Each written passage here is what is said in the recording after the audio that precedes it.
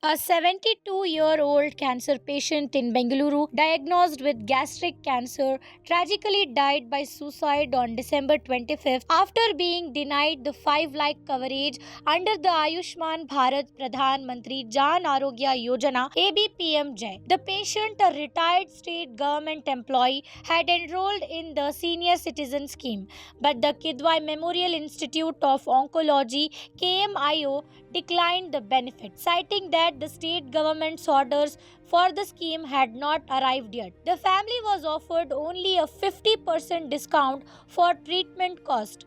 The man was diagnosed just 15 days before his death, and despite being ready to pay for chemotherapy, he was deeply affected by the refusal of the scheme's benefits.